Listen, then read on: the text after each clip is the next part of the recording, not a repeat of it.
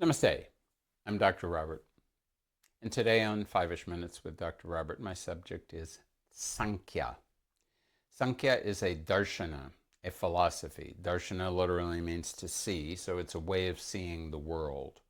Sankhya is one of the 6 traditional philosophies that are mentioned in an important book called the Darshana Sangraha. And it's mentioned in the context with yoga. So the yoga philosophy employs Sankhya, though it shifts it in a particular way. Sankhya is a dualistic philosophy. According to Sankhya, there are 2 principles in the universe. One is the principle of Purusha, which means witness consciousness, consciousness that has no limitations whatsoever, cannot be described, has no form, has no name. It is simply that faculty of consciousness that is providing consciousness to anything in the universe that has consciousness. The other principle is called Prakriti.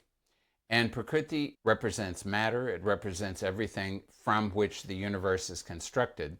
And according to the original Sankhya philosophy, what these 2 principles do is be separate from one another forever. But sometimes what happens is that Prakriti and Purusha come together for reasons that are debated.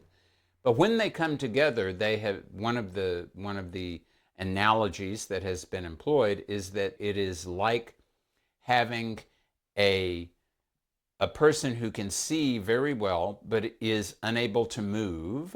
That would be the Purusha. And someone who is an able-bodied individual but is blind, that would be Prakriti.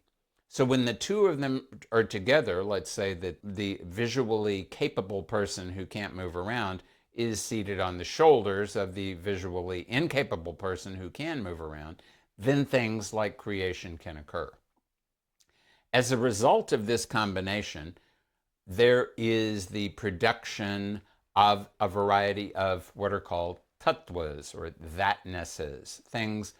And this is really why the word Sankhya is employed, because Sankhya comes from the word Sankhya, which means number.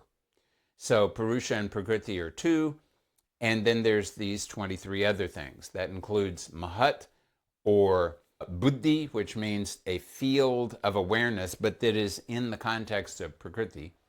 And ahankara, which means the individual ability of people like you and me as individuals to identify themselves as individuals. Then there are the 3 gunas, sattva, rajas, and tamas, which are said to be the chief characteristics of Prakriti. So they're the chief characteristics of anything that's created. From sattva are evolved the mind, manas, the calculating mind, the 5 sense organs of perception, sight and smell, etc., and the 5 sense organs of action, which are symbolized by various organs but really indicate locomotion, manipulation, elimination, creation or procreation, and also communication.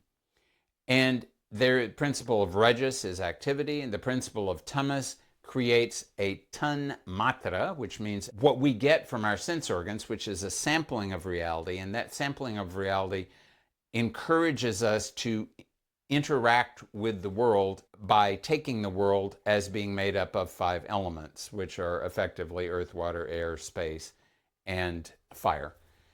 So Sankhya, what has happened with yoga and further iterations of this philosophy is that Purusha and Prakriti have been postulated to, in fact, not be 2 things that never can unite with one another, but rather that Prakriti herself evolved from, manifested from Purusha, and eventually will return to Purusha.